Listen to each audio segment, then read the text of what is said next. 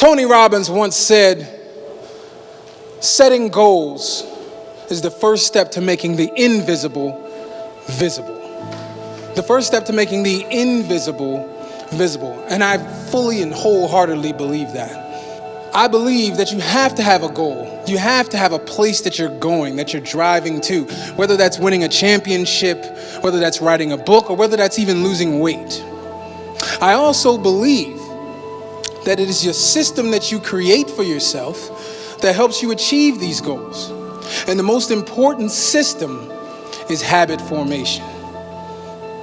For me, it wasn't until I took a look at my habits that I was able to drastically change my life forever. Habits. When was the last time you looked at your habits?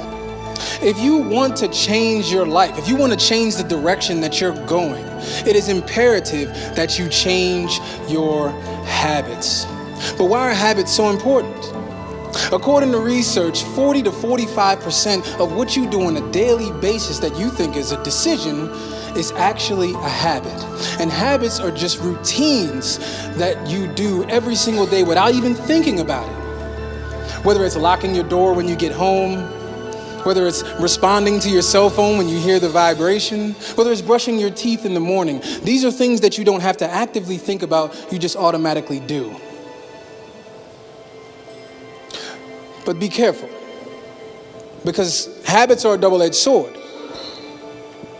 The bad habits can cut you down just as easily as the good ones can build you up.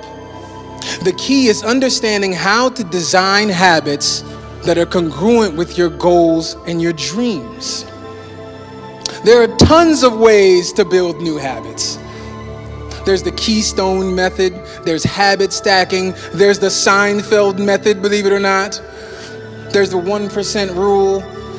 But I'm gonna tell you the one method I used to lose over 190 pounds.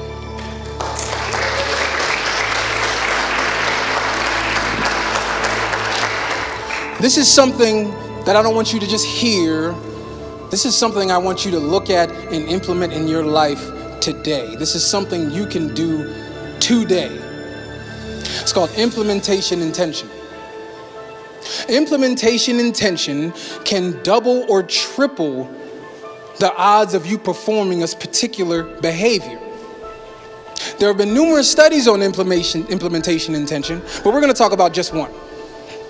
So a researcher brought in a group, and he broke that group into 3 cohorts.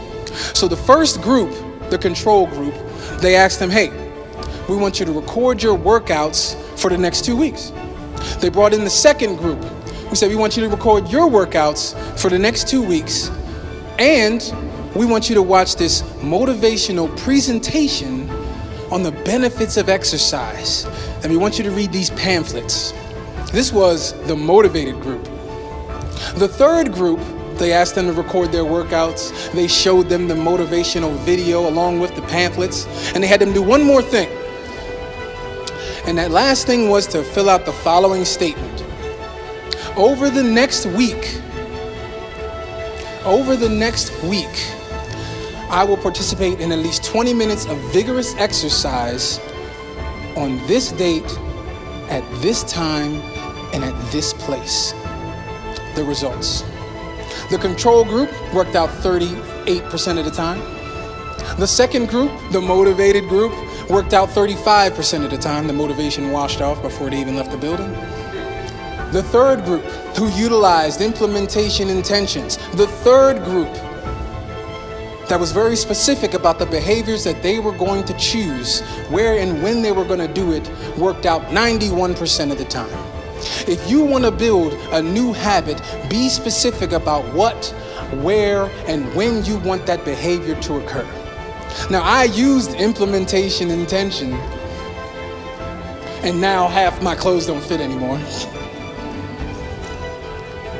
But you can use it too. When you take control of your habits, you take control of the life you want to live. Thank you all.